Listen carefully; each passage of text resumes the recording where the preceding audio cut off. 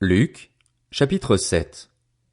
Après avoir prononcé toutes ces paroles devant le peuple qui l'écoutait, Jésus entra dans Capernaüm. Un officier romain avait un esclave auquel il était très attaché et qui était malade, sur le point de mourir.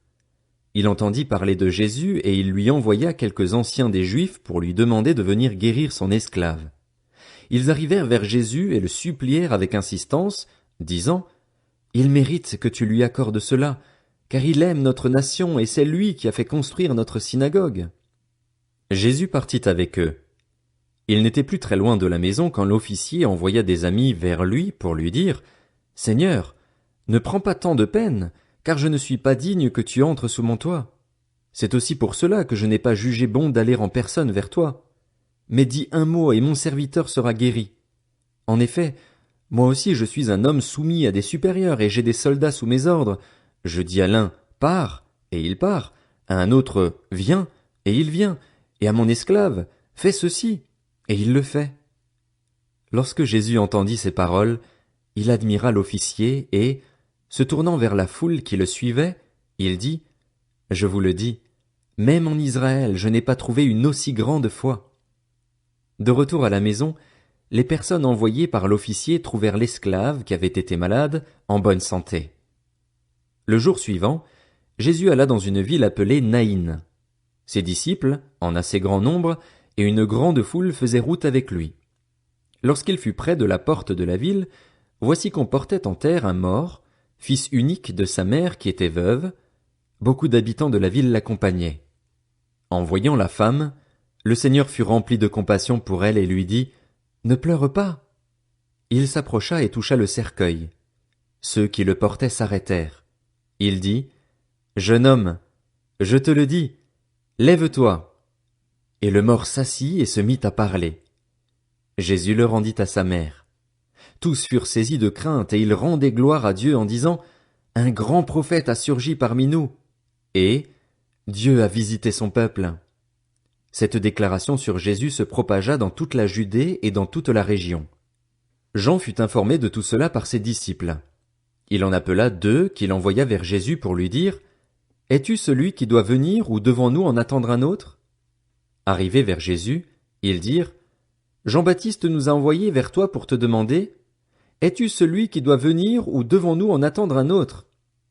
À ce moment-là, Jésus guérit de nombreuses personnes de maladies, d'infirmités et d'esprits mauvais, et il rendit la vue à bien des aveugles. Puis il leur répondit: Allez rapporter à Jean ce que vous avez vu et entendu. Les aveugles voient, les boiteux marchent, les lépreux sont purifiés, les sourds entendent, les morts ressuscitent, la bonne nouvelle est annoncée aux pauvres. Heureux celui pour qui je ne représenterai pas un obstacle. Lorsque les messagers de Jean furent partis, Jésus se mit à dire à la foule au sujet de Jean: Qu'êtes-vous allé voir au désert? Un roseau agité par le vent? Mais qu'êtes-vous allé voir? Un homme habillé de tenues élégantes? Ceux qui portent des tenues somptueuses et qui vivent dans le luxe se trouvent dans les maisons des rois. Qu'êtes-vous donc allé voir? Un prophète? Oui, je vous le dis, et plus qu'un prophète. C'est celui à propos duquel il est écrit: Voici, j'envoie mon messager devant toi pour te préparer le chemin. Je vous le dis, parmi ceux qui sont nés de femmes, aucun prophète n'est plus grand que Jean-Baptiste. Cependant, le plus petit dans le royaume de Dieu est plus grand que lui. Tout le peuple qui l'a entendu et même les collecteurs d'impôts ont reconnu la justice de Dieu en se faisant baptiser du baptême de Jean. Mais les pharisiens et les professeurs de la loi, en ne se faisant pas baptiser par lui, ont rejeté le plan de Dieu pour eux. À qui donc comparerai-je les hommes de cette génération? À qui ressemblent-ils? Ils ressemblent à des enfants assis sur la place publique, qui se parlent les uns aux autres et disent: Nous vous avons joué de la flûte et vous n'avez pas dansé. Nous avons entonné des chants funèbres et vous n'avez pas pleuré. En effet, Jean-Baptiste est venu. Il ne mange pas de pain et ne boit pas de vin, et vous dites: Il a un démon. Le Fils de l'homme est venu. Il mange et il boit, et vous dites: C'est un glouton et un buveur, un ami des collecteurs d'impôts et des pécheurs. Mais la sagesse a été reconnue juste par tous ses enfants. Un pharisien invita Jésus à manger avec lui.